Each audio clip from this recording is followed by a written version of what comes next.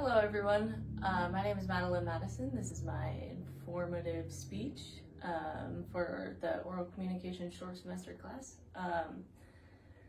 So picture this, you're on your way somewhere, whether it's to work or to go hang out with your friends or your family, and you're just driving down the road, going about your business. All of a sudden another vehicle comes out of nowhere, T-bones you.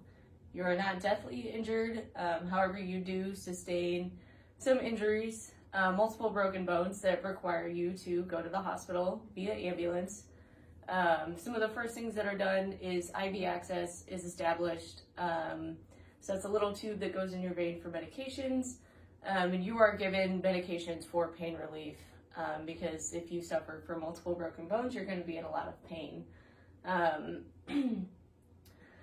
So IV pain medications are introduced in the hospital setting, as well as, other narcotic medications, and I personally feel like they can do more harm than good in the long run. So things such as IV fentanyl are very good for pain control, and that's what it was made for, and it does do very well with that. However, it is highly addictive.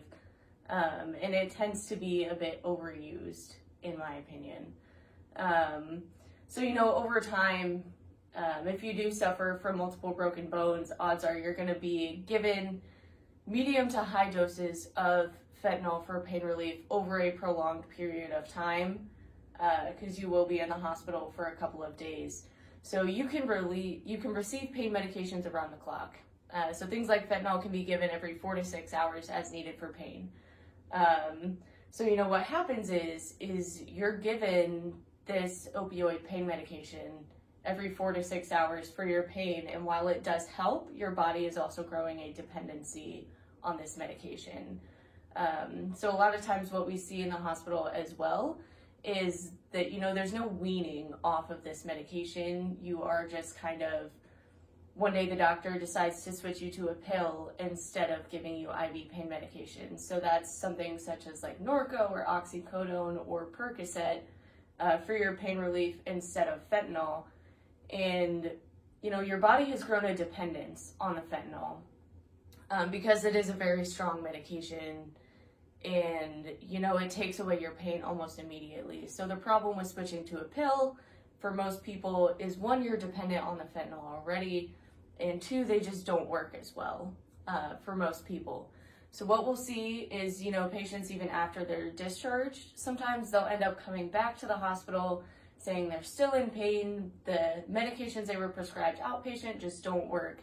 So they come back in, we'll give them, another dose of fentanyl, and sometimes the patient will end up being admitted to the hospital again just so they can continue to receive doses of fentanyl for their pain.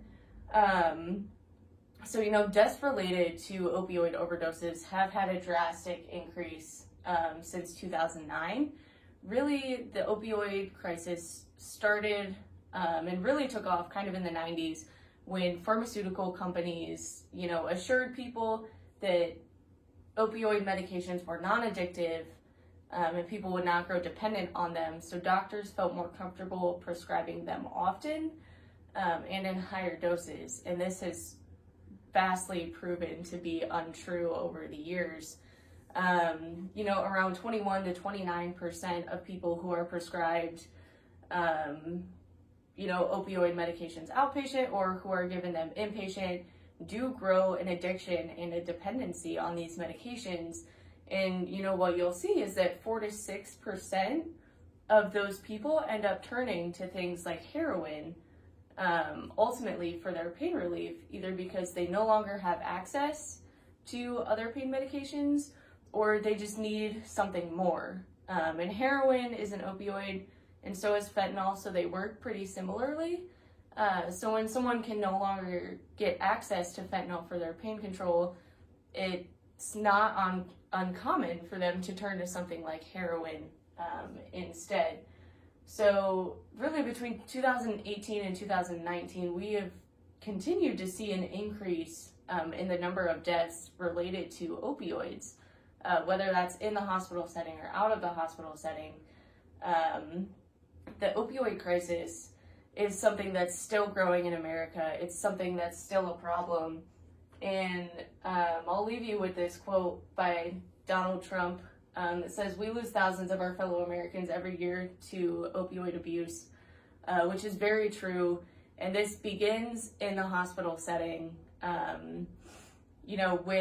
With the repeated use of opioids for pain control, there are other options out there that aren't explored fully and that aren't introduced, and I believe they should be. And that's really about it. Here are my works cited, and that is all. Thank you for listening.